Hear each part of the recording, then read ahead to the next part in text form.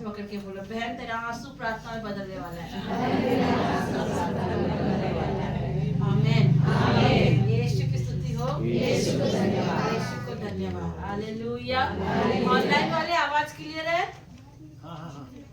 ठीक है, ठीक है। ओके, यीशु की स्तुति हो, यीशु को धन्यवाद। है ना? हम कई बार रोते हैं, कई बार हमारे आंसू बहते हैं, है ना? बहते कि नहीं बहते?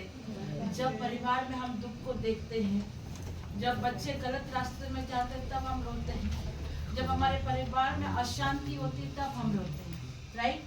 रोते हैं, ये एक इमोशन है।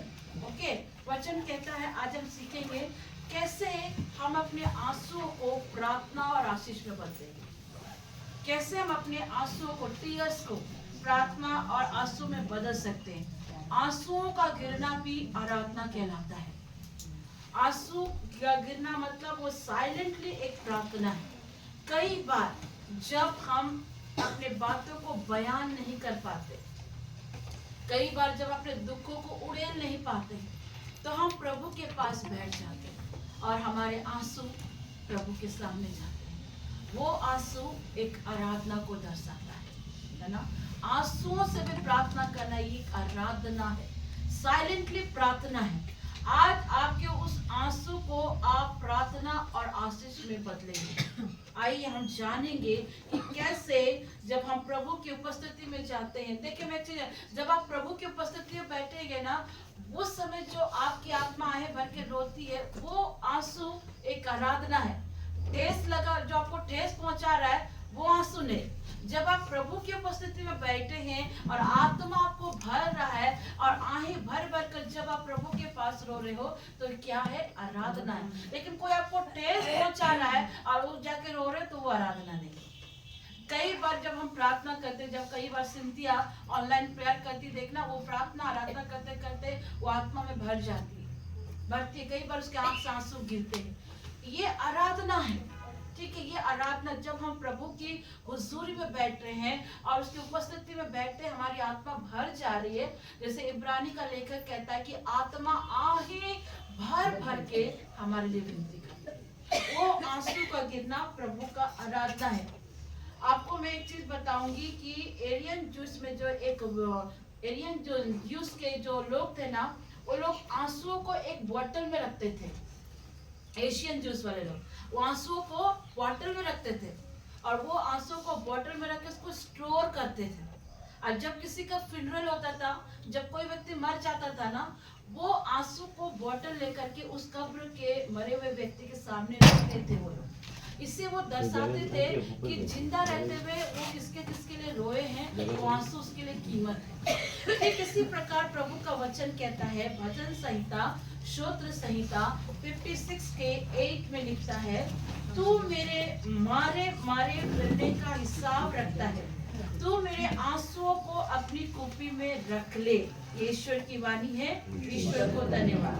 अब वचन संहिता 56 का 8 सबने निकाला, अब मेरे साथ दोहराइए, बोले तू मेरे मारे मारे फिरने का हिसाब रखता है, तू मेरे आंसुओं को अपनी कुप्पी में रख लेता है। मैंने आपको जैसे बताया कि आपके मारे मारे फिरने का हिसाब, जो आप दुखों में हो, जो आप दर्द में, अगर मैंने जैसे बताया ना कि एशियन जूस वाले लोग आंसुओं को रखते थे, बोतल में रखते। ये बोतल क्या है? कुप्पी है, उसमें उन आंसुओं को रखते थे और जब कोई व्यक्ति डेथ कर जा रहा है तो उसके फ्यूनरल में वो बोतल को रख देते थे।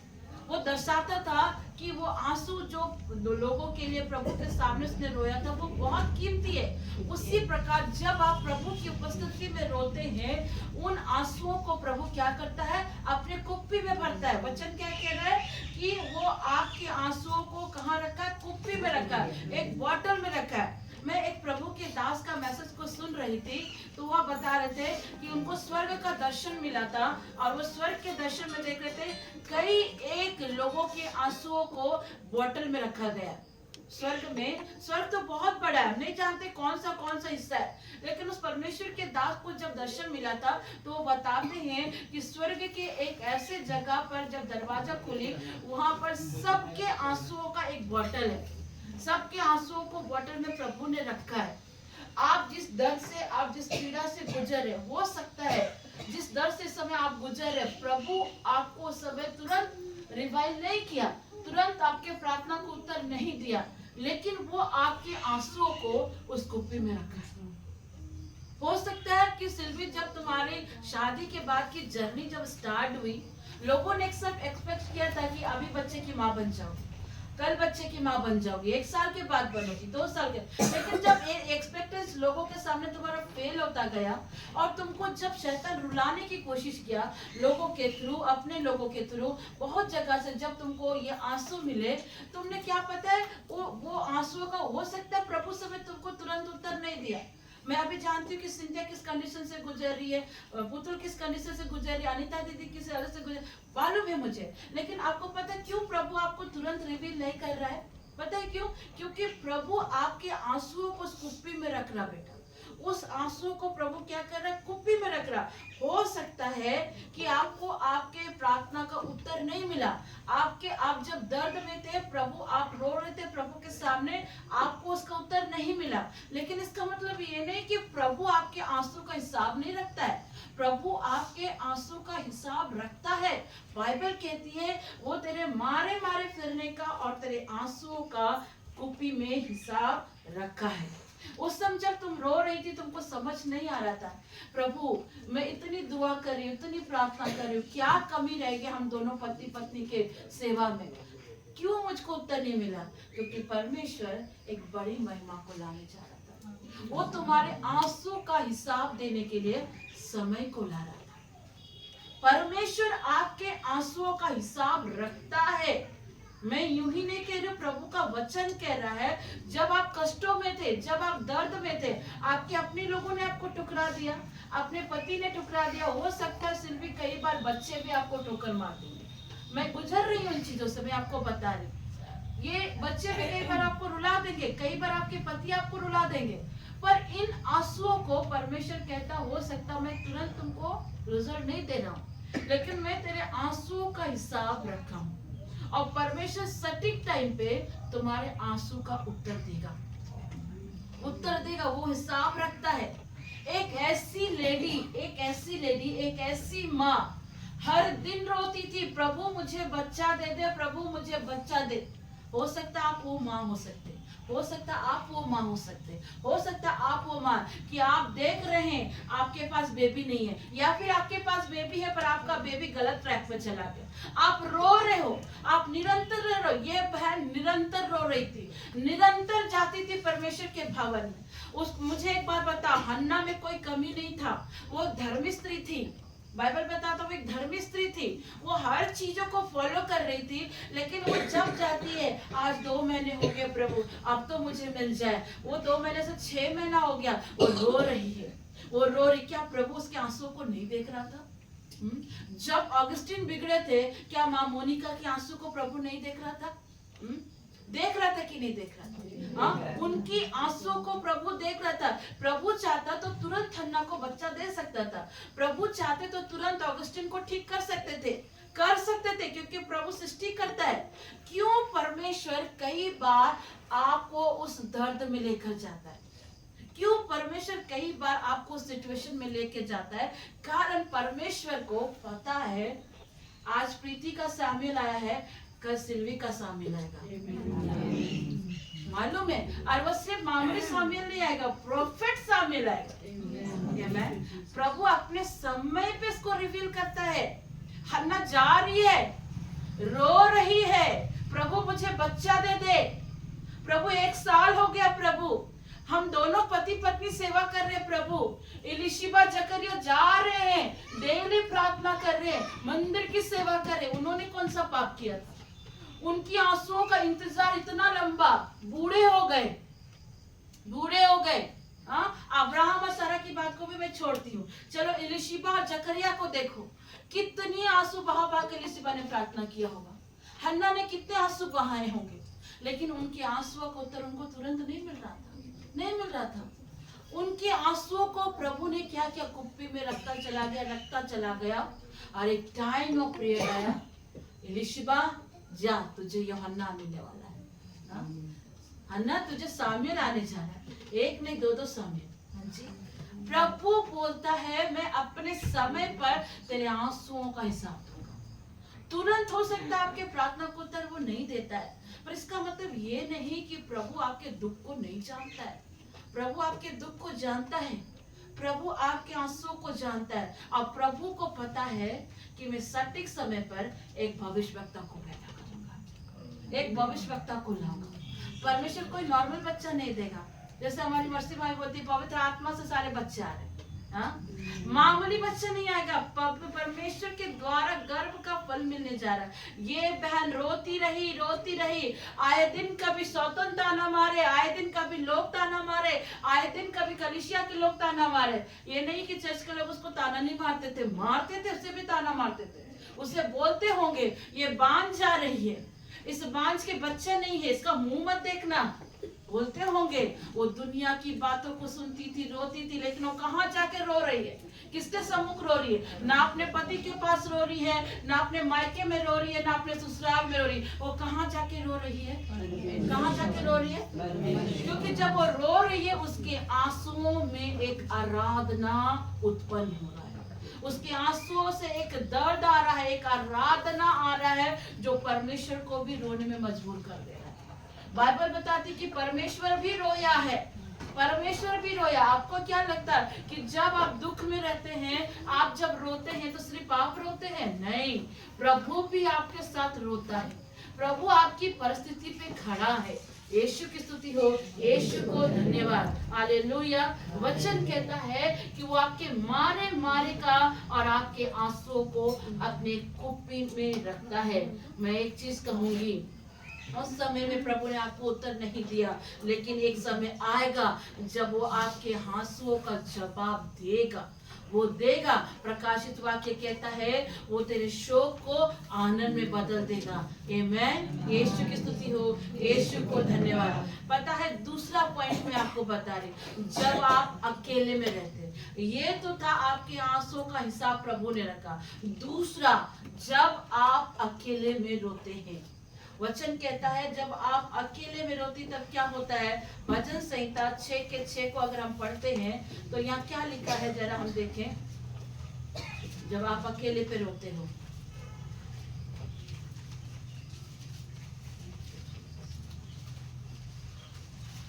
क्या लिखा है? भजन संहिता 6:6 में लिखा है, मैं कराते कराते थक गया, मैं अपनी खाट आंसुओं से भिगोता हूँ। प्रेजेंट में बात कर रहा है, क्या कह रहा है? मैं कराते कराते थक गया, मैं अपनी खाट आंसुओं से भिगाता हूँ, प्रति रात मेरा बिछौना भीगता है। यही लिखा है ना, प्रति रात मेरा बिछौना भीगता है। ये जो वचन लिखा है दाऊद ने, ये एक चीज आप जानना, कई बार आप अपने आंसुओं को दूसरों के सामने नहीं दिखा पाते, पर कई बार क्या होता है, आप अकेले में तन्हाई में रोते हैं, आपका बिस्तर भींगा रहता है, आपका तकिया भींगा रहता है। मुझे मालूम है 2015 में जब मेरे साथ इंसिडेंट घटा, मैं आज आप सभी जवान बच्चों को कहूंगी, जो जीवन साथी परमेश्वर देता है ना, उसी को स्वीकारो। अगर आप अन्य जातियों में से करते हैं, मैं सच कहती हूँ बड़ी पीड़ा से गुजरोगे, बड़ी पीड़ा से। मैं गुजरी हूँ, मैं आपको बता रही हूँ, मेरे साथ घटा है, मैं आपको बता रही हूँ। परमेश्वर कभी नहीं चाहता है कि आप आसमान हल में जुए जूतो। जब उस पीड़ा से मैं गुजर गई थी, मैं दुनिया के सामने हंस रही थी, लेकिन प्रति रात मेरा बिछौना भींगता था, मेरा पिल्लो भींगा रहता था। मैं रात रात रोती थी कि खुदा बाप मेरे साथ ऐसा क्यों हुआ, क्यों मुझे धोखा मिला, क्या गलती थी मेरी। परमेश्वर ने मुझसे कहा, क्या तुमने मुझसे पूछा था? परमेश्वर ने मुझे पूछा, क्या तुमने जीवन साथी को चूज करने से पहले मुझे पूछा था? परमेश्वर ने सवाल किया मुझसे। परमेश्वर ने कहा कि तुमने उसके प्रेम को देखा, लेकिन उसके पीछे क्या था तुमने वो नहीं देखा। हम बहकावे में आ जाते हैं, शैतान हमें बहकाता है। मैं बराबर कहती हूँ, ये जो टीनेज है ना, बी केयरफुल। इस एज पर शैतान आपको भरमाएगा, आपके जीवन में ऐसे लड़का लड़की को खड़ा कर देगा, आपको ऐसा प्रतीति करेगा कि उसके प्रेम के आगे माँ बाप का प्रेम फीका है। वो आपको प्रतीति कराएगा। मैं गुजरी हूँ, हो सकता आप भी गुजरे होंगे उस जवानी की अवस्था में। मेरी मम्मी मुझको समझाती रही कि बेटा वो सही नहीं है, वो सही नहीं। मैंने बोला मैं जी नहीं सकती उसके बिना, मैं रह नहीं सकती उसके बिना। मम्मी मुझको समझाती, मैं समझती थी मेरी मम्मी मेरे लिए खराब सोच रही है, मेरी मम्मी दुनिया नहीं देखी है। मुझे ऐसा लगा, क्योंकि मुझे मेरे दोस्त अच्छे लगते थे, दोस्त भी उससे बिगड़े हुए थे, और बिगड़ों की संगति में मुझे लगता था मेरे दोस्त अच्छे। मेरी मम्मी मुझको समझाती रही सिर्फ कि बेटा वो सही नहीं है। पर जब मैं मम्मी की नहीं सुनी, पता है मेरी मम्मी ने क्या किया, आज आपको बता रही इस वचन के अनुसार। मेरी मम्मी ने देखा कि मेरी बेटी जब सुनने को तैयार नहीं, मेरी मम्मी रात रात आंसू बहा बहा के प्रार्थना करती थी। जैसे संत मोनिका अपने बेटे ऑगस्टिन के लिए आंसू बहा बहा के प्रार्थना करती थी, बहा बहा के प्रार्थना करती थी। वो अपने जब उनकी शादी हुई मोनिका की, ऐसे जगह शादी, उसके पति उसके ससुराल वाले इसको टॉर्चर करते। हम लोग इस स्टोरी को जानते, मदर्स डे के दिन हमने इसको बताया था। मेरी मम्मी ने छोड़ दिया मुझे बोलना, छोड़ दिया, क्योंकि जान गई कि अब ये शैतान के वश में, वो मेरी बात नहीं सुनेगी। मेरी मम्मी निरंतर प्रार्थना करते रहे, निरंतर। परमेश्वर बोलता है अगर तुम अपने माँ बाप की नहीं सुनोगे तो परमेश्वर को उठ खड़ा होना पड़ता है। और जब परमेश्वर आपके लिए खड़ा होगा ना, तो बाइबल कहती है प्रभु के हाथ में पड़ना भयानक बात है, भयानक बात है। अगर परमेश्वर को खड़ा होना पड़ा ना, और आप अब नहीं सुधरेंगे अपने जीवन से, तो फिर प्रभु खड़ा हो जाएगा। और जब प्रभु छड़ी लगाएगा ना, तो उसका तो कोई ये ही नहीं। मुझे छड़ी लगी, मैं आपको बता रही हूँ मैं क्यों आज वचन से आपको प्रचार कर रही हूँ। मुझे जब छड़ी लगी, मुझे लगा मेरा तो दुनिया ही खत्म हो गया। अब जब दुनिया खत्म हो गया, तो शैतान ने विचार डाला सुसाइड कर लो। क्या कर लो? सुसाइड कर लो। उसने कहा सुसाइड कर लो। और मैं शैतान की बात में आकर ये भी सोचने लगी, मेरे मम्मी मुझे प्यार नहीं करते, मेरे घर वाले मुझे प्यार नहीं करते, मैंने जिससे प्रेम किया उसने भी मुझे छोड़ दिया, मेरी जिंदगी जीने का क्या मतलब है? ना मैं चर्च में मुंह दिखा सकती हूँ, ना मैं अपने लोगों में मुंह दिखा सकती, ना किसी को मुंह दिखा सकती। शैतान विचार डाल रहा है, वो आपको विचार डालेगा, वो डालेगा कि आपको डिस्ट्रॉय करे। लेकिन प्रभु कहता है जो शरीर को घात करे उससे मत डरो, जो शरीर और आत्मा को घात करता है उससे डरो। मैं उसी समय जान गई, मैं तुरंत घुटने में आई और मैंने रोया। मैं रोई, मैंने बोला खुदा बाप मुझे लड़के का प्रेम नहीं चाहिए, मुझे आपका प्रेम चाहिए परमेश्वर। और जिस दिन आप मेरे लिए जीवन साथी लाएंगे प्रभु, मैं इसको स्वीकार करूंगी। अगर मुझे जिंदगी भर कुंवारी रहना पड़े, मैं मंजूर है, मैं प्रभु के लिए कुंवारी रहूं। क्यों सिस्टर्स लोग नहीं रहते हैं? क्यों नन सिस्टर लोग नहीं रहते हैं? आज कई एक फैमिलीज में देखिए बेटा बेटी प्रभु के लिए अपने जीवन को सेवा करते हैं। मैंने बोला खुदा बाप मुझे जिंदगी भर अगर ऐसे रहना पड़े मैं रहूंगी। देखो ये भी कम नहीं रहा, मैं आपको बता रही, ये भी कम नहीं रहा। प्रभु की सेवा में आ गई, अब प्रेशराइज हो रहा है। आसपास के लोग कह रहे हैं दिन में चली जाती, शाम में चली जाती, रात में चली जाती, बदनामी ऐसे हो रहा, बदनामी ऐसे कर रहे हैं। कहाँ जाती, किसके घर जाती, क्या करती, कुछ मालूम नहीं। बदनामी, प्रेशर आ रहा घर से। अच्छा डॉक्टर रिश्ता आया, टीचर रिश्ता, इंजीनियर, पर मैंने ठान लिया, मैंने मसीह को अपनाया है। किसे अपनाया है? मसीह को अपनाया। और वचन कहता आसमान हल में जुए मत जुटो, आसमान हल में जुए मत जुटो। मैं जिंदगी भर कुंवारी रहना पसंद करूंगी, लेकिन जब मैंने क्रिस्त को अपनाया तो मैं कभी क्रिस्तीय लड़के को छोड़कर नहीं करूंगी। मैंने ये प्रभु के सामने, आपको पता है जब मैं डिनाई कर रही थी, मैं मम्मी को बोलती थी मैं नहीं करूंगी, हिंदू फैमिलीज में नहीं करूंगी। मैंने प्रभु को अपनाया। देखो मैं सारे धर्म को रेस्पेक्ट करती हूँ, लेकिन जब मैंने मसीह को जाना, मसीह के प्रेम को जाना, मैंने मसीह को अपनाया, तो मैं समझ गई मुझको नहीं चाहिए कोई मनुष्य मुझे इतना प्यार कर ही नहीं सकता जितना प्रभु यीशु मसीह करता है। वो मेरे लिए क्रूस पर गया, वो मेरे पापों को अपने पर लिया। मुझे टॉर्चर मिला कि तू अच्छे लड़के को शादी नहीं करी। मुझे कहते थे तुम प्रभु में इतना मजबूत है, वो लड़का प्रभु में आ जाएगा। देखो शैतान क्या बोलता मालूम है? तुम प्रभु में आना, ठीक है, वो प्रभु को मानता है, ठीक है, बेबी शादी कर लेते हैं, उसके बाद हम फिर प्रभु को अपनाएंगे। और हम बहकावे में आ भी जाते हैं, राइट? आते कि नहीं आते? और कुछ दिन के बाद, 1-2 दिन तो आपको चढ़ जाने देगा, उसके बाद आप समझदार है, उसके बाद आप समझदार है। मेरी मम्मी ने मुझे प्रेशर किया, कर ले शादी तू उससे, तू तो प्रभु में मजबूत है, तू लेके आ जाएगी दामाद को, मुझे बोलते थे। मैंने बोला मैं नहीं करने वाली, अगर मैं तेरे पर भारी लग रही तो मैं घर छोड़ दूंगी। मैंने ऐसे ही बोला, घर छोड़ दूंगी, मैं कहीं चली जाऊंगी, पेड़ के नीचे बैठ के प्रभु के वचन को प्रचार करने। मैंने ऐसे ही बोला। मुझे बोलते थे कि तू शादी नहीं करे, खानदान वाले तेरा क्या कर देंगे, खानदान वाले भी आ गए थे, इस लड़की की शादी नहीं होगी। मैंने प्रण लिया था, क्योंकि परमेश्वर दर्द से जब आपको गुजारता है ना, आपको मजबूत करता है। मैं मजबूत हुई, मैंने बोला कुछ भी हो जाए, मैं किस लड़का छोड़ के शादी नहीं करूंगी। बहुत कोई है, घर वाले समझाए, बेटा कर ले, अच्छा टीचर है, बेटा कर ले, डॉक्टर है, बेटा कर ले, इंजीनियर है। मुझे ना डॉक्टर चाहिए, ना टीचर चाहिए, इंजीनियर। मुझे वो चाहिए जो प्रभु ने मेरे लिए चुना है, मुझे वो चाहिए जो प्रभु ने मेरे लिए चुना। जब विपिन से मेरी शादी तय हुई, सुनो और एक घटना, नदी पर गए थे, शादी क्लास करके नदी पे बैठे थे, कल छोड़ के परसों शादी है, नदी पे गए, 3-4 लेडीज बोलती, मैया उससे शादी मत करना, ऐसे मुझे बोला, मैया उससे शादी मत करना, वो अपनी मम्मी को नहीं सोचता है, बहुत पीता है। मैंने उसको देखा, मैंने बोला मैं शादी कर रही हूँ ना, मैंने बोला मैं शादी कर रही हूँ, मेरा प्रभु उसको बदलेगा, क्योंकि वो एक कस्ते लड़का है और मैं ऐसे शादी नहीं कर रही हूँ उससे। शादी के एक दिन पहले भी रिश्ता को तोड़ने की बात हुई थी। मुझे वहाँ के गांव के लेडीज ने बोला शादी मत करना मैया, क्योंकि वो अपनी मम्मी को नहीं समझता है, खूब पीता है। मैं बोली ठीक है, मैं संभालूंगी। शादी हो गई।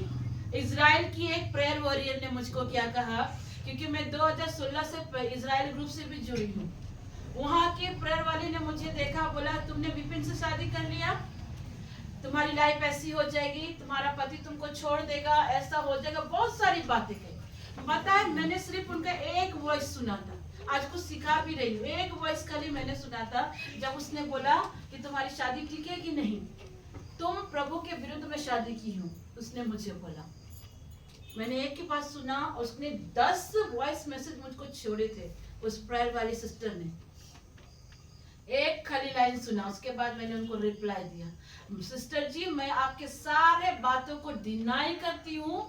मैं अगर प्रभु ने मुझे इस लड़के से जोड़ा है, क्योंकि मैं जब इससे शादी की थी मैंने दुआ करी थी, प्रभु के दासों ने प्रार्थना किया था, ठीक है, और मैं आपके हर बातों को डिनाई करती हूँ। क्या कारण था मालूम है? क्योंकि जब मैं शादी करने जा रही थी ना, तब उस इजराइल वाली प्रेयर वाली को मैंने प्रेयर रिक्वेस्ट नहीं दिया था। ओके, ये एक जलन, ओके, इस चीज का। जैसे कि अभी रिसेंटली एक सिस्टर ने माफी मांगा कि सिस्टर जी आपको ऐसा बोले, हमें 3 महीने से बेचैन हो रहे थे। क्यों पता है क्यों उसने माफी मांगा? क्योंकि उसकी बहन ने कुछ हमारे स्तर के लिए किया था और मैंने अप्रिशिएट नहीं किया था, मैंने अप्रिशिएट नहीं किया था, जिस वजह से उसने अपने मन में ख्याली पुलाव डाल लिया कि वो फोटो लेके विचक्राफ्ट करती है, वो बाइबल के वचन से विचक्राफ्ट करती है। मुझे बताओ, प्रभु के वचन से विचक्राफ्ट होता है क्या? हाँ? मैं आपको सच कह, मैंने उनके मुंह पे डिनाई किया, सिस्टर मैं अपने हस्बैंड के लिए आपने जो भी बातें कही है मैं डिनाई करती हूँ, और मैंने खुदा के सामने घुटना टेके। 6 मंथ जब उसने मुझे फॉलो करती है, आज भी करती हैं, 6 मंथ के बाद जब उसने मुझे सेवा में मेरे पति के साथ मुझे इतना बढ़ते हुए देखा, 6 महीने बाद उसने फिर मुझे वॉइस मैसेज भेजा। 6 महीना के बाद वचन कहता मैं शत्रुओं को तेरे पैर के नीचे करूंगा। उसने मुझे मैसेज भेजा, बेटा आई एम सॉरी, मुझे माफ करना, मुझे माफ करना, मैं आपको ऐसे आप शब्द बोले। मैंने बोला गॉड ब्लेस यू सिस्टर, प्रभु आपको आशीष दे। परमेश्वर समय पर उत्तर देगा, प्रभु समय पर उत्तर देगा। अगर उस जगह मैं हिंदू लड़के से शादी करती, खैर हिंदू छोड़ा, अगर मैं अन्य जाति से शादी करती तो क्या आज मैं यहाँ खड़ी हो पाती? क्या यहाँ खड़ी हो पाती? मैं सच कहती हूँ, बी केयरफुल यंगस्टर, शैतान तुम्हें भरमाने पर है, भरमाने पर है। तुम्हें लगेगा कि वो तुमको माँ बाप से भी ज्यादा प्यार करे। नहीं नहीं नहीं मेरे बच्चे, मैं आपको सच कह रही हूँ, अगर जीवन साथी चुनना है, प्रभु से मांगो, अपने समय पे प्रभु तुझे देगा।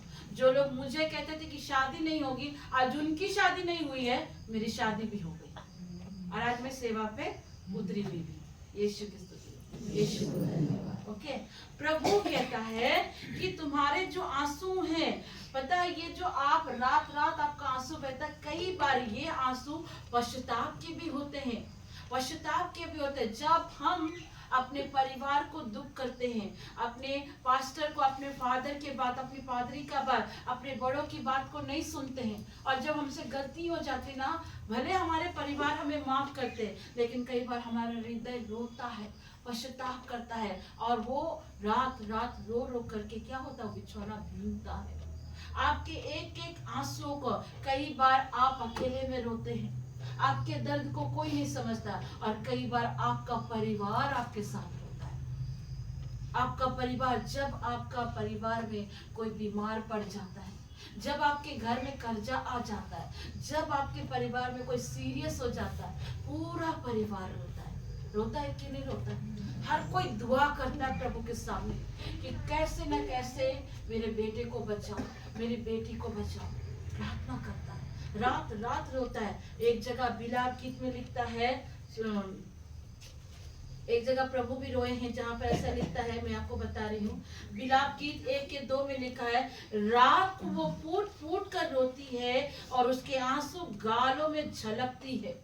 क्या लिखा बिलाप गीत 1:2 में? रात को वो फूट फूट कर रोती है, उसके आंसू पे गालों पे, आंसू गालों पे झपकती है। ये किसके बारे? एक बहन के विषय में बता रहा है कि वो रात रात रोती है, उसके आंसू गालों पे झलकती है। मतलब उसके आंसू के साथ एक शिकायना ग्लोरी, प्रभु की महिमा, वो भी वहां रुक जाता, रोता है उसके साथ। जब आप सही होते हैं ना सिस्टर जी, लोग आपको ताना भी मारे ना, बच्चे लोग आपकी निंदा भी करे ना, और आप उस निंदा में भी आप प्रभु के सामने रोते ना, तो पता है प्रभु की महिमा भी आपके साथ रोता है, वो शिकायना ग्लोरी आपके साथ रोता है। ये मत सोचो कि तुम अकेले रो रही हो, ये मत सोचो कि तुम्हारा दुख में प्रभु नहीं है, प्रभु है। यूहन्ना में मैं आपको बता रही, लूका रचित सुसमाचार अगर आप पढ़ेंगे वहां पर, सॉरी यूहन्ना में यूहन्ना बताता है कि प्रभु रोया। ये 2 ही लाइन लिखा था, प्रभु रोया। अब प्रभु रोया, यूहन्ना इस बात को क्यों लिख रहा है? आप सोचो, यूहन्ना पवित्र आत्मा की उपस्थिति में, पवित्र आत्मा की अगुवाई में लिखता है कि प्रभु रोया। क्यों रोया? क्योंकि वहां कौन मरा था? लाजर मरा था। प्रभु रोया। हिब्रू बाइबल में बताता है, जब लाजर मरा था ना, वहां प्रभु फूट फूट के रोए, प्रभु फूट फूट के रो रहे थे। ऐसा मतलब प्रभु प्रतीत कर रहे थे, वहां पे ऐसा लग रहा था कि प्रभु का अपना कोई खत्म हो गया, अपना कोई संसार को छोड़ दिया। हाँ, अपना कोई संसार को छोड़ा और प्रभु फूट फूट कर रो रहे थे। प्रभु वहां खूब रोए। बाइबल बताती है फूट फूट कर प्रभु यीशु मसीह रोया।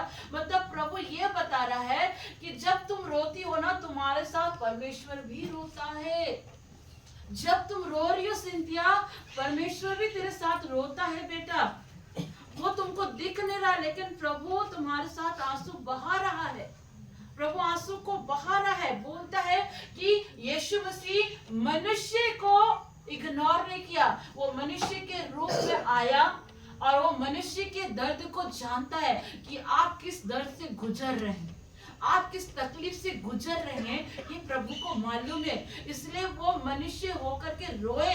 वो आपके दर्द को जानते हैं कि आप किस स्थिति से, किस दुख से गुजर रहे हैं। बाइबल बताती है उस चीजों से वो गुजर रहे थे। लूका रचित सुसमाचार में हम देखते हैं एक जगह पर कि एक स्त्री, सॉरी गलती, लूका में नहीं है, 1 मिनट में आपको बता रही हूँ। जब आप रोते हो ना, जब आपको लगता है मैं रो रही हूँ, मैं सच कहती हूँ, जब सिंथिया को कुछ होता है, उसकी तकलीफ होती है, मैं उसको हिम्मत जरूर देती हूँ, लेकिन मैं कमरे में जाती, घुटना टेकती हूँ, मैं बोलती खुदा बाप मेरी बच्ची को निराश मत। जब सिल्वी का मैंने सुना, मैंने बोला प्रभु मेरी बच्ची अब निराश नहीं होना चाहिए। चली गई घुटने पे, खुदा बाप मेरी बच्ची के आंसू को दे, जो तकलीफ में रहता है ना, परमेश्वर मुझे रिवील करते हैं। सीधे जाती हूँ घुटने के पास, क्योंकि मुझको पता है कि मेरे घुटने अगर प्रभु के सामने टिके, मेरे हाथ अगर स्वर्ग की ओर उठे, मेरा आंसू प्रभु खाली नहीं रखेगा। मैं हो सकती हूँ, आपकी एक बहन हो सकती है, आपकी एक भाभी हो सकती है, लेकिन मैं प्रभु की एक दासी भी हूँ। परमेश्वर ने मुझे एक बोझ दिया। जब मेरा कोई बच्चा तकलीफ में होता है ना, चाहे वो मेरा अपना बच्चा हो, चाहे मेरा आत्मिक बच्चा हो, जब वो तकलीफ में रहता है, मैं लोगों को शो अप नहीं करती हूँ, लेकिन मैं अपने आंसुओं को प्रभु के पास लेकर जाती हूँ, क्योंकि मैं जानती हूँ कि मेरा हर आंसू प्रभु अपनी कुप्पी में रखता है। हर आंसू को प्रभु कुप्पी में रखता है, हर आंसू को। जब मैं जानती हूँ कि इस समय सिंथिया प्रॉब्लम है, मैं हर दिन खुदा को बोलती, खुदा मेरी बेटी निराश ना हो, आप उसके लिए उपाय करें। इस समय जब मेरी 2 बेटियां इस समय अभी डिलीवरी में है, एक को धन्यवाद देते हैं, प्रीति का प्रभु ने दिया, शैला का भी 4 बजे ऑपरेशन हो रहा है। घुटना में जाती, खुदा बाप मेरी दोनों बच्चियां एक नए जीवन को देने जा रही हैं, उसके दर्द में तू साथ रहना। मैं एक चीज कहती हूँ बच्चों, माँ बाप कभी आपके सामने आपके सामने नहीं दिखाएंगे, लेकिन आपकी एक गलती आपके माँ बाप को तोड़ के रख देती है। मैं आपको मुंह पे कह रही हूँ, वो आपको कभी नहीं दिखाएंगे। आप बच्चे हैं, आपको माफ करते जाएंगे, लेकिन अंदर ही अंदर एक माँ और एक बाप का दिल टूटता है, रोता है। आपको नहीं दिखाएंगे बच्चों, मैं आपको मुंह पे कह रही हूँ। एक माँ का दर्द को समझना, एक पिता के आंसुओं को समझना। स्वयं प्रभु यीशु मसीह भी रोए थे। जब आप गलत ट्रैक पे जाते हैं ना, आपके माँ बाप के साथ साथ प्रभु भी रोता है। शैतान मजा लेता है, प्रभु रोता है। मैं आपको बता रही हूँ, be careful, always be careful. मैं एक चीज बता रही हूँ, सबसे बेहतरीन आराधना, सबसे बेस्ट आराधना क्या है बेटे मालूम है? तुम उस दिन बोल रहे थे दीदी हम रो रहे थे, तो कहीं इस बात की ना ना ना बच्चे, सबसे बेहतरीन आराधना आंसुओं में ही आता है। ये सबसे बेहतरीन आराधना है, सर्वश्रेष्ठ आराधना है, क्योंकि जब हम आराधना करते हैं आंसू आता है ना, वो सबसे बेहतरीन आराधना है जो प्रभु के पास पहुंचा है। यहाँ पे गिटार बजा के, ड्रम सेट ले करके, बड़े बड़े लाइट लगा के, ना ना ना, ये आराधना नहीं है। आराधना का मतलब होता है सैक्रिफाइस करना, प्रभु की आज्ञा को मानना।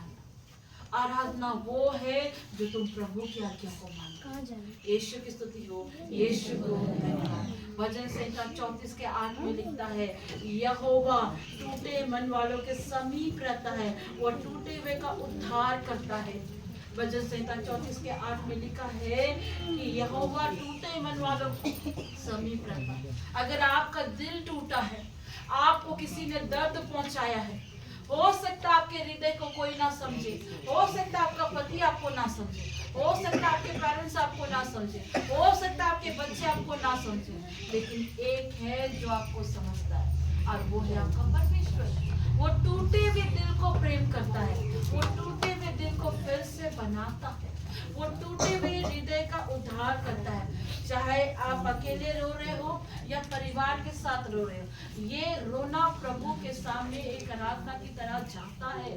वो आपके आंसुओं को अपने पास रखता है। आमेन। यीशु की स्तुति हो, यीशु को धन्यवाद। अब हम तीसरे पॉइंट में आते हैं, कैसे हम अपने आंसुओं को आराधना में बदल सकते हैं। कैसे अपने आंसुओं को आराधना में बदल सकते हैं। बाइबल बताती है लूका रचित सुसमाचार अध्याय 7 के 36 से लेकर 50 पद संख्या में कि कैसे एक पापी स्त्री आई प्रभु के पास में। ये पापी स्त्री कौन थी? मरियम मगदलीनी थी, जो वेश्यावृत्ति में पकड़ाई गई थी, जिसके अंदर 7 दुष्ट आत्माएं थे। हाँ जी, ये पापी स्त्री प्रभु के पास आई, और उसने जब वो प्रभु के पास, उसने कुछ नहीं किया। एक पापी स्त्री आई, उसने कुछ नहीं किया। पता उसने क्या किया? वो प्रभु के पास आई और सिर्फ प्रभु के पास आकर रोने लगी। क्या करने लगी? रोने लगी, सिर्फ रोने लगी। रो रही लोगों को लग रहा था ये जो पापी ने अपने पापों से पछता रही, इसीलिए वो रो रही। ना, ऐसा नहीं था। वो सिर्फ प्रभु के चरणों पर बैठ करके, प्रभु के चरणों में जो धूल था वहां बैठ करके वो आंसुओं से प्रभु के पैर को धो रही। वो एक आराधना है। वो आंसू जो प्रभु के पैर पे गिर रहा था ना, अभी रिसेंटली सीताराम डेरा में आए थे पास्टर, उनका नाम मैं भूल जा रही हूँ। और बहुत जबरदस्त गायक है, उन्होंने इस गीत को लिखा था। अपने आंसुओं से मैं धोऊं तेरे चरण, अपने आंसुओं से मैं धोऊं तेरे चरण, अपने बालों से मैं पोंछूं तेरे चरण, तेरे चरण, तेरे चरण। वो स्त्री रो रही है, एक बेटी रो रही है, एक माँ रो रही है, एक बहन रो रही है। किसके पास रो रही है? प्रभु के पास में। हो सकता आज आप रो रहे होंगे, हो सकता आज आपका हृदय रो रहा होगा। आप प्रभु आपके आंसू को देख रहे हैं, प्रभु आपके आंसू का। वो बेटी रो रही है, प्रभु के पैर पे धूला लगा हुआ है। लोग समझ रहे हैं कि वो पाप करके आई है, लेकिन वो रो रही है, वो रो रही है। आपको पता वो रो रही है, किसके पास रो रही है? प्रभु के पास आकर रो रही हो, रोए जा रही है। वो प्रभु से कुछ एक्सपेक्टेशन नहीं कर रही है, कुछ भी नहीं चाहिए प्रभु, वो सिर्फ आ रही है, प्रभु के पास रो रही है। प्रभु के पैरों में जो धूल है, जो मिट्टी है, उसको वो आंसू से बहा बहा के रो रही है। वो रोए जा रही है प्रभु के पास में। लोग सोचते हैं ये पाप से पछता रही है। वो सच्ची आराधना थी उसकी, वो प्रभु के पैरों में जो मिट्टी था, वो आंसू बहा बहा के रो रही है। लोग उसको क्या सोचते होंगे, क्या नहीं समझते होंगे। वो रो रही है प्रभु के पास में। पता जब वो रो रही है ना, वो आंसू सिंथिया आराधना के भांति प्रभु के पैरों को धो रहा है, धो रहा है। कुछ तो और भी हो रहा है वहां पे। आज कुछ नई चीज को सिखा रही हूं मैं। वो सिर्फ उसका रोना नहीं था, वो एक आराधना था। वो सृष्टिकर्ता के पास आई थी, जिसने उसे खुद मिट्टी से बनाया था। वो रो रही है प्रभु के चरणों पर, वो आंसू बहा रही है प्रभु के पास में। वो आंसू जब बह रहे ना, सिर्फ वो आंसू उसके पैर को नहीं धो रहे थे, उसके शरीर पे जो शेमलेस था, उसके शरीर पे जो इतने दोष लगाए गए थे, उसके शरीर पर उसको इतने सारे टैग लगाए गए थे, क्योंकि लोग उसको यूज कर रहे थे, लोग उसका मिसयूज कर रहे थे, उसके शरीर का मिसयूज कर रहे थे, उसको गलत गलत नाम से टैग करके रखे थे।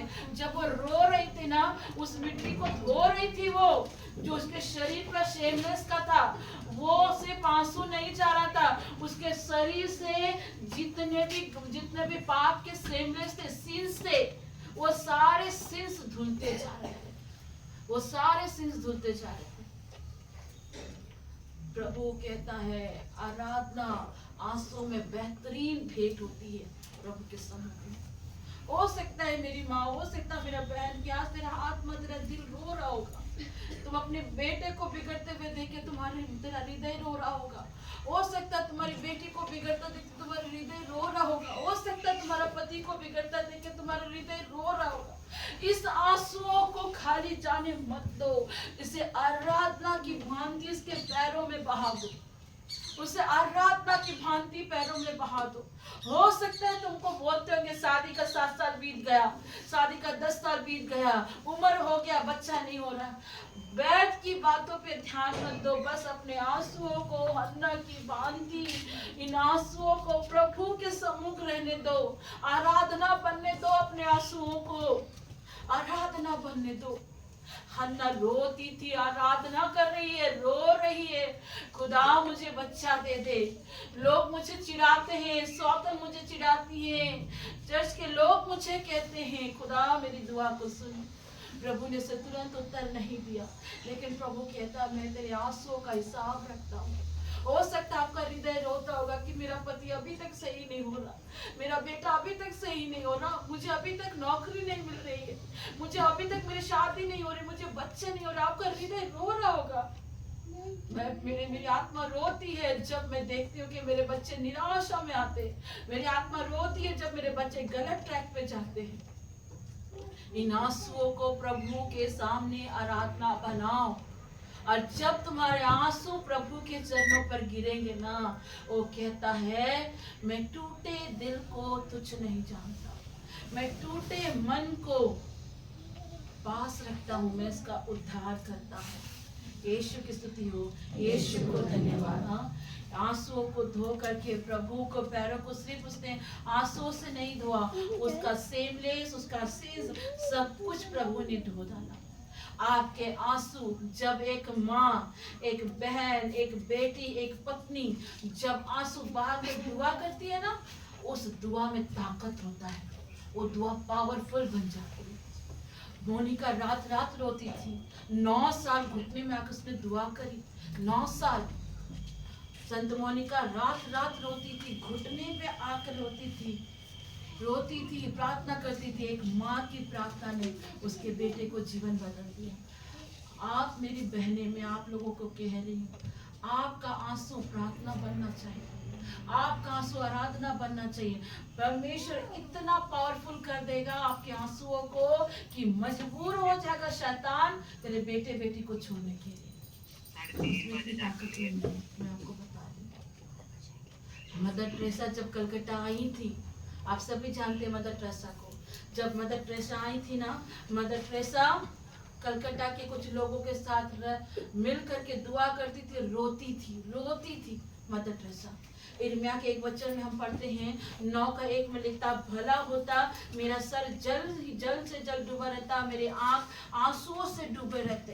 इर्मिया वहां पर रो रहा है, लेकिन इर्मिया नबी, बाइबल ये नहीं कहते कि सिर्फ इर्मिया रो रहा है, वचन कहता है इर्मिया के साथ प्रभु भी रो रहा है, क्योंकि इजरायलियों की गलतियों को देकर प्रभु का भी दिल फट रहा था, प्रभु का भी दिल फट रहा था। वचन बताता प्रभु भी रोए। आपको पता है बाइबल भरी पड़ी है जहाँ पे प्रभु के दास दासी ने आंसू बहाए हैं, जहाँ स्वयं प्रभु ने आंसू बहाए हैं। हाँ, एस्तर रोई थी, हन्ना रोई थी, दबोरा, हाँ, सारा, लिया, राहेल, ये लोग सब रोए हैं जी। हाँ, मरियम मगदलीनी आंसू से भरी हुई थी जब उसे लोग पत्थर मारने आए थे, सारे लोग पत्थर मारने आए। तो मैं एक सवाल करती हूँ, क्या मरियम ने गलती करी थी? वो पुरुष कहाँ चला गया जो उसके साथ व्यभिचार कर रहा था? वो कहाँ चला गया? पुरुष को छोड़ दिया। मरियम डरी सहमी, मुंडी झुकाई हुई है। अब लोग उससे पत्थर मारेंगे, अब मारेंगे, क्योंकि मूसा का व्यवस्था कहता है कि जो पाप में पकड़ा जाता है उसे पथराव करके मारो। उसका हृदय डर रहा है, उसका हृदय कांप रहा है, अब मुझे मारेंगे लोग, अब मुझे मार देंगे। वो सर को झुका करके बैठी हुई, सर नीचे करके। कई बार आपको भी ऐसा लगता है, प्रभु मैं कैसे सर को उठाऊं, मेरा पति नहीं सुधर रहा, मेरा बेटा नहीं सुधर रहा, मेरी बेटी नहीं समझ रही है, दिल रो रहा आपका, रो रहा आपका। ओ मरियम रो रही है, उसके आंसू तरबतर हो रहे कि अब लोग मुझे मार देंगे, अब पत्थर मारेंगे, अब मारेंगे। आपका आत्मा रो रहा है, प्रभु मेरा पति का जीवन कब बदलेगा, मेरे बेटे का जीवन कब बदलेगा, मेरी बेटी कब बदलेगी। आप रो रहे। वो रोए जा रही है, सृष्टिकर्ता उसके सामने खड़ा है, लोग पत्थर लेके आए हुए हैं, अब पत्थर मारेंगे, तब पत्थर मांगे। लोग आपको लांछन लगाने के लिए खड़े हैं, ताना मारने के लिए खड़े हैं कि देखो उसका पति अभी भी पी रहा है, उसकी बेटी का चक्कर किसी से, उसका बेटा का चक्कर किसी से, वो नशा कर रहा। बड़े बड़े पत्थर लेके खड़े हैं, अभी भी उसकी शादी हो गई, वो बच्चा नहीं आ रहा, बांझ बन के बैठी हुई, बड़े बड़े पत्थर लेकर बैठा हुआ। सृष्टिकर्ता वहां खड़ा है, सबने पत्थर उठाए। सृष्टिकर्ता को परखने के लिए लोग कहते हैं, गुरु तू क्या कहता है इसके विषय में? परमेश्वर जमीन पे कुछ लिख रहा है, कुछ लिख रहा है, उस विधियों के लेख को वो मिटा रहा है। कुछ हो रहा है, सिंधी कुछ हो रहा है, पुतुल कुछ हो रहा है, अनीता कुछ हो रहा है, सिंथिया प्रभु कुछ कर रहा है, वो कर रहा है। सृष्टिकर्ता कुछ लिख रहा है, एलिशिबा कुछ लिख रहा है, एलिशिबा, सिंथिया कुछ लिख रहा है। प्रभु बोलते हैं जिसने कभी पाप नहीं किया वो सबसे पहले पत्थर मारे। बच्चे से लेकर बूढ़े तक को अपने पाप याद आ गए, और सबके सब चले गए, सबके सब। जिसने कहा तुझे बच्चा नहीं हो सकता, चले गए। जिसने कहा तेरा पति ठीक नहीं हो सकता, चले गए। जिसने कहा तू बड़ी बीमारी से चल ही नहीं सकती, वो चला गया। जिसने कहा तेरा बेटा तेरा बेटी गलत रास्ते में है, वो भी चला गया। मरियम झुकी पड़ी हुई है, सिल्वी झुकी पड़ी हुई है, सिंथिया झुकी पड़ी हुई है। अनीता झुकी पड़ी हुई है, मर्सी झुकी पड़ी हुई है। वो सृष्टिकर्ता कहता है, मर्सी तुझे किसी ने नहीं मारा? पूछा उसने, मर्सी तुझे किसी ने पत्थर नहीं मारा? सिल्विया तुझे किसी ने पत्थर नहीं मारा? कांप रही है सिल्वी, कांप रही है, मर्सी कांप रही है, कह रही है प्रभु मुझे किसी ने नहीं मारा। वो कांप रही है, वो कह रही है प्रभु मुझे किसी ने नहीं मारा, मेरे प्रभु मुझे किसी ने नहीं मारा, सब मुझे मारने के लिए आए लेकिन किसी ने नहीं मारा। सृष्टिकर्ता कहता है, मर्सी जा, मैं तुझे दंड की आज्ञा नहीं देता। वो कहता है जा सिल्वी, मैं तुझे दंड की आज्ञा नहीं देता। वो कहता जा मेरी बेटी, मैं तुझे दंड की आज्ञा नहीं देता, फिर से तू ये पाप ना करना।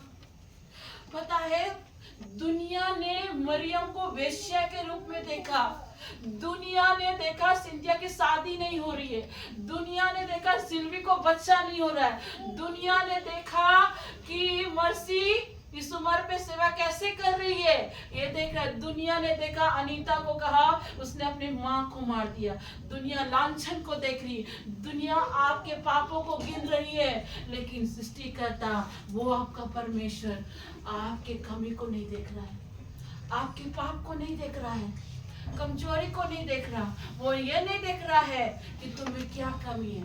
पता सृष्टिकर्ता ने क्या देखा? सृष्टिकर्ता ने देखा सिल्वी मेरी बेटी है, सृष्टिकर्ता ने देखा मर्सी मेरी बेटी है, सृष्टिकर्ता ने देखा सिंधिया मेरी बेटी है। सृष्टिकर्ता तुम्हारे पाप को नहीं देख रहा है, सृष्टिकर्ता तुम्हारे पाप को नहीं देख रहा है। वो सृष्टिकर्ता कहता बेटी जा, फिर पाप न करना। वो तुम्हारे आंसुओं को व्यर्थ जाने नहीं दे रहा है, वो तुम्हारे आंसुओं को व्यर्थ जाने नहीं दे रहा है। वो कहता है मैं तेरे साथ खड़ा हूँ। मदर टेरेसा के मेमोरियल में लिखा हुआ था, मदर टेरेसा आंसू बहा बहा के प्रार्थना करती थी, क्योंकि उसने जान लिया था प्रभु के वचन को, उसने जान लिया था प्रभु के दर्द को। ओ प्रभु के दर्द को लेके कमरे में अकेले रोती थी मदर टेरेसा, वो आंसू बहा बहा कर रोती थी मदर टेरेसा। वो कहती थी प्रभु मुझे उपयोग कर, अपने लिए यूज कर परमेश्वर, मैं तेरे दर्द को समझ गई हूँ परमेश्वर। वो मदर टेरेसा आंसू बहा बहा कर प्रार्थना करती थी। वो कहती थी यीशु मुझे अपने लिए यूज कर, वो कहती थी प्रभु मुझे अपने लिए उपयोग कर। मदर कहती थी, मदर टेरेसा कहती थी प्रभु मुझे अपने लिए उपयोग कर। वो कहती थी, मदर टेरेसा कहती थी, और उनकी आंसुओं में एक ऐसा रिवाइवल आया, ऐसा रिवाइवल आया कि प्रभु ने उनको हर एक पूरा कलकत्ता से लेकर हर एक वर्ड को प्रभु उनको दिखाया। जहाँ लोग कोड़ियों को छूने से डरते थे, जहाँ लोग रोगियों को छूने से घृणा करते थे, वहाँ माँ मदर टेरेसा उनके दर्द को समझती थी। वो पीड़ा को, प्रभु के बर्डन को उसने ले लिया। आपको क्या लगता है आप जब तकलीफ में रहते सिस्टर ज्योति आराम से बैठती है? नहीं नहीं नहीं, परमेश्वर मुझे कहता मेरी बेटी तकलीफ में दुआ कर, दुआ कर। वो आपके आंसुओं को अपने पास रखता है। एक बड़ा रिवाइवल आने से पहले आंसू आते हैं, एक बड़ी बेदारी आने से पहले आंसू आते हैं। एस्तर में एक बड़ा रिवाइवल आ रहा है तो आंसुओं को भी प्रभु देख रहा है।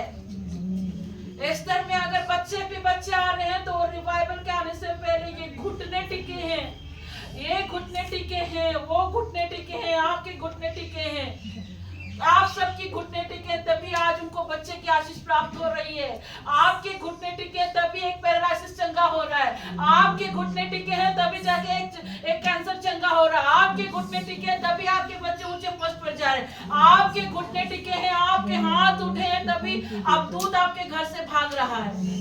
ये घुटने टिकते हैं, ये हाथ उठते हैं, ये आंसू प्रभु को धोता है। ये सी आराधना प्रभु मांगता है, आपके आंसू आराधना बनने चाहिए। ये 75 दिन का जो रिवाइवल है, बड़ा बेदारी प्रभु लाने जा रहा है, बड़ा बेदारी प्रभु लाने जा रहा है। आज प्रभु कह रहा है मत निराश हो, इस 12 तारीख के अंदर अंदर तुम बड़े बड़े चिन्ह चमत्कार को देखोगे। आमेन। यीशु की स्तुति हो, यीशु को धन्यवाद। जब इस 12 तारीख दिसंबर के रिट्रीट की तैयारी कर रही हूँ। शैतान काफी परेशान कर रहा है, शरीर से कर रहा है, किससे ना किससे कर रहा है, हर तरह से डिस्टर्ब कर रहा है। लेकिन मैं जानती हूँ मेरा रिवाइवल बड़ा है, मेरे प्रभु की आशीष बड़ी बेदारी है। आपको हर दिन प्रार्थना करना चाहिए। कई बार आप निजी प्रार्थना करते हैं, निजी घरेलू प्रेयर को करते हैं। क्या आप कभी ये दुआ करते हैं कि आपके चर्च में बेदारी आए? क्या आप दुआ करते हैं आपके सिटी में बेदारी आए? क्या आप दुआ करते हैं कि आपके देश में बदलाव आए? आज हमें प्रार्थना करने की आवश्यकता है, अपने घुटनों में आने की आवश्यकता है। आप प्रार्थना करें, इस तरह की बेदारी बढ़ेगी। आप प्रार्थना करें, चर्च की बेदारी बढ़ेगी। आपके आंसू, आपके घुटने टिकेंगे, आपका देश बदलेगा।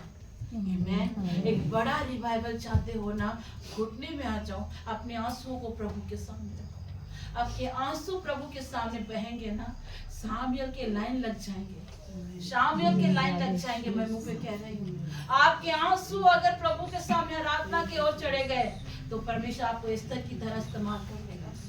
वो परमेश्वर आपके बच्चों को ऊंचे ऊंचे ओहदे पर लेकर जाएगा। परमेश्वर कहता है मैं तेरे आंसुओं का हिसाब रखता हूँ।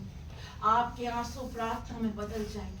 आज इस तरह की बेदारी चाहते हो, आंसुओं से प्रार्थना रहो, घुटने में आओ। अपने घर में बेदारी चाहते हो, अपने बच्चों में बेदारी चाहते हो, घुटने में आ जाओ। प्रभु तुम्हारे हर एक काम को बेदारी में बदलेगा। मरियम के जीवन को प्रभु ने बदल दिया, जक्कई के जीवन को प्रभु ने बदल दिया। प्रभु आपके जीवन को बदलने जा रहा है। आपके आंसू व्यर्थ नहीं जा रहे, आपके आंसू को प्रभु कुप्पी में रखा है। हो सकता है अगर तुरंत हन्ना को उत्तर देता तो हन्ना उसकी वैल्यू को नहीं समझती।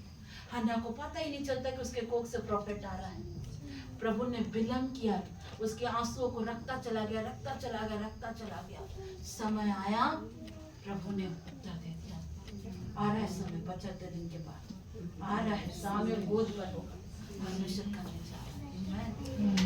आपकी आंसू आराधना में प्रभु इस वचन से हम सबको आशीष दे। आमीन।